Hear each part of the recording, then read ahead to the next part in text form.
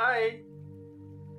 చాలామంది డయాబెటీస్ ఉన్నవాళ్ళు ప్రతిరోజు ఉదయం పూట చేసే మార్నింగ్ మిస్టేక్స్ వల్ల వాళ్ళ షుగర్ లెవెల్ అనేది తగ్గడానికి బదులు పెరుగుతూనే ఉంటుంది. ఆ 3 మిస్టేక్స్ ఏంటో ఈరోజు మనం ఈ వీడియోలో చూద్దాం. చివరి వరకు చూడండి. ఆ మిస్టేక్స్ మాత్రమే కాదు, దానికి మనం పరిష్కారం కూడా తెలుసుకుంటాం.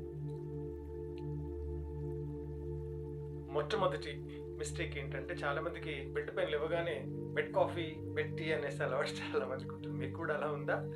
సో అది ప్రాబ్లం అవుతుంది. ఎందుకండి అనంటే, మనము నైట్ తిన్న తర్వాత మళ్ళీ నెక్స్ట్ డే మార్నింగ్ లేచేంత వరకు అనంటే, ఆ మధ్యకాలంలో మన బాడీ అనేది ఒక ఫాస్టింగ్ పొజిషన్లో ఉంటుంది. అప్పుడు అకస్మాత్తుగా లేచి మనం టీ, కాఫీలు, షుగరు లేదా కొంతమంది బిస్కెట్స్ కూడా తింటారు. దీనివల్ల ఏమవుతుందంటే షుగర్ స్థాయి అనేది మళ్ళీ ఇంకా పెరిగిపోతుంది. మరి ఎలా అంటే ఏం లేదు, మీరు లేచిన తర్వాత ఒక గ్లాసుడు గోరువెచ్చని నీళ్ళు తాగండి. గోరువెచ్చని నీళ్ళు తాగిన తర్వాత అది మన షుగర్ లెవెల్ని ఒక మాదిరిగా సమతుల్యం చేస్తుంది. తర్వాత మీరు నైట్ నానబెట్టుకున్నటువంటి డ్రై ఫ్రూట్స్, బాదాం గింజలు, కాయషు అలాంటి ప్రొద్దున లేచి ఒక 5-6 గింజలు తినండి. ఆ తర్వాత ఒక హాఫ్ అన్ అవర్ తర్వాత మీరు తాగాలి అనుకుంటే అప్పుడు ఆ టీ కానీ కాఫీ కానీ తాగొచ్చు. అప్పుడు మీకు పెద్ద ఎఫెక్ట్ ఏముండదు. బట్ నన్ను అడిగితే నేను టీ కాఫీలు తాగను. మరి ఏం తాగుతారు? This is my tea. ఆ ఫ్రెష్ ఎనర్జీ డ్రింక్ అనమాట. గ్రీన్ టీలో మంచి క్వాలిటీది. No sugar, no milk, no tea powder. కేవలం ఈ పౌడర్ వేసుకొని దీంట్లో వేసిన తర్వాత వేడి నీళ్ళు పోసుకుంటే రెడీ తయారైపోతుంది. అది నేను తాగుతాను. ఇది మొదటి సొల్యూషన్ మీరు చేయాల్సింది. ఇక రెండో మిస్టేక్ ఏంటండి అంటే, హెవీ బ్రేక్ఫాస్ట్ లేదా ఆయిలీ బ్రేక్ఫాస్ట్.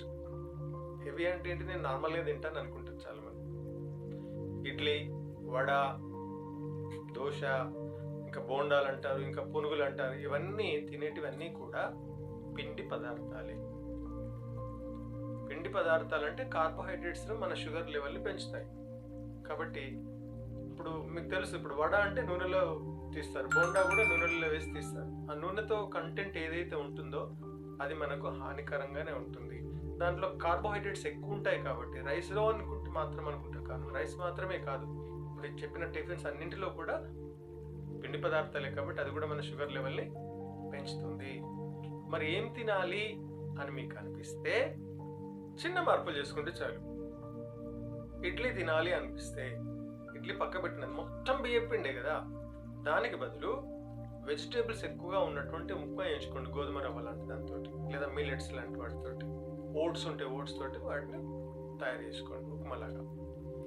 దోశ తినాలనిపిస్తే దోశకు బదులు పెసరట్టు వేసుకోండి.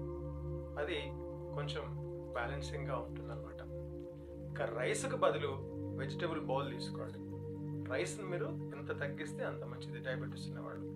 ఇక ఆయిల్ విషయంకి వస్తే ఆయిల్ ఫుడ్ని ఎంత దూరం పెంచితే మన ఆరోగ్యం అంత మంచిది. ఇది రెండవ పరిష్కారం. చూసాం. 3 మిస్టేక్. బ్రేక్ఫాస్ట్ అయ్యిందా? హాయిగా కూర్చుంటారు అక్కడే. బ్రేక్ఫాస్ట్ చేసేటప్పుడు కూర్చొని తింటాము. ఆ తర్వాత కూడా చాలాసేపు పేపర్ చదువుకుంటుంది ఏదో రకంగా అక్కడే కూర్చుంటే ఏమవుతుంది? మన బాడీ చలన స్థితిలో లేనప్పుడు కూడా షుగర్ అనేది అలాగే కాదు, పెరగడానికి అవకాశం ఉంటుంది.